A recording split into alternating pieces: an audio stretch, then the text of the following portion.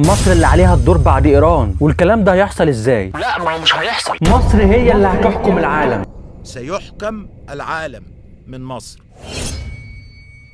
ويحكمها المصريين. الوحيد اللي بلجأ له في المواقف الصعبة القرآن. تعرف ان في آية في سورة سيدنا يوسف رقم 21 بتقول: بسم الله الرحمن الرحيم، وقال الذي اشتراه من مصر لامرأته اكرمي مثواه عسى أن ينفعنا أو نتخذه ولدا وكذلك مكنا يوسف في الأرض. ده دليل على ان تمكين سيدنا يوسف في مصر، وان التمكين هنا مش بس جغرافيا، ده إلهي ومقصود. وفي نفس السورة الآية 55 ربنا بيقول: قال اجعلني على خزائن الأرض إني حفيظ عليم. يعني يوسف عليه السلام كان مسؤول عن اقتصاد مصر، ومش بس اقتصاد، ده كل الامم كانت بتيجي مصر تطلب الاكل وتطلب النجاه. الايات دي مش مجرد كلام في كتاب، ده وعد ربنا وحكمته في الارض. مصر مش بلد عاديه، دي بلد ربنا كتب ليها دور وقت ما الكوكب كله كان محتاج لقياده. بص حواليك، مين الدوله اللي بتبني في وقت الكل بيقع؟ مين اللي بيعمل محطات طاقه وبنيه تحتيه ومصانع وجيش بيحمل قرار؟ مين اللي الامم المتحده اعتبرتها دوله محوريه للسلام؟ مصر، عشان تنشر السلام في العالم. احنا داخلين على مرحله العالم كله محتاج حد عاقل وسط الجنون اللي بيحصل، ومصر ماشيه على خطتها من سنين وعارفه انها هتبقى خزائن الارض تاني. بس المره دي مش سيدنا يوسف اللي هيقود، ده احنا. اوعى تخلي حد يشكك في بلدك او يغسل افكارك. ادخلوا مصر ان شاء الله امنين.